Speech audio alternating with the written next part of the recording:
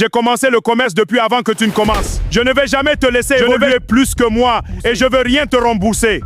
Badji poursuivait sans relâche son projet, épouser la femme de Didi afin de prendre définitivement le contrôle de sa famille et de ses biens. Il multipliait les attentions, les visites et les cadeaux, espérant gagner le cœur de la veuve. Mais malgré tous ses efforts, la femme de Didi refusait toujours, car dans la famille de Didi, la coutume était claire. Lorsqu'un homme marié mourait, c'était son petit frère qui héritait de sa femme. Le principal obstacle au plan de Badji était donc Chibou, le petit frère de Didi. Déterminé à éliminer tout obstacle, Badji se tourna vers les marabouts et les praticiens spirituels.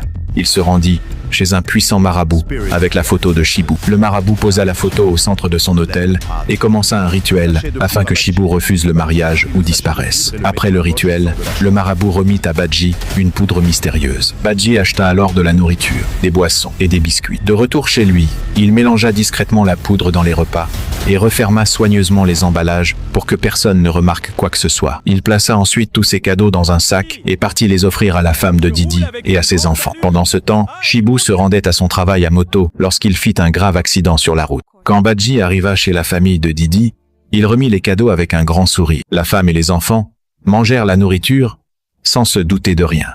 Peu après, Chibou, encore bouleversé par son accident, rejeta devant toute la famille l'idée d'épouser la femme de son frère. Le plan de Badji semblait fonctionner. La veuve commença peu à peu à lui faire confiance, et les enfants finirent même par l'appeler papa. Badji devint alors le nouveau chef de la famille et prit aussi le contrôle de la boutique de Didi. Il croyait enfin avoir tout gagné, mais il commit une grave erreur. Il oublia de remercier le marabout qui l'avait aidé. Furieux, le praticien décida que Badji serait exposé publiquement. Un jour, Badji quitta la maison avec la femme de Didi et les enfants pour se rendre à la boutique. Alors qu'ils étaient déjà en route, il se souvint soudain qu'il avait oublié l'une des clés de la boutique dans sa deuxième maison. Sans réfléchir davantage, il décida de passer là, bas, pour récupérer la clé. Ce qu'il avait complètement oublié, c'est que c'était dans cette même maison qu'il avait caché la moto de Didi après l'avoir attaqué sur la route.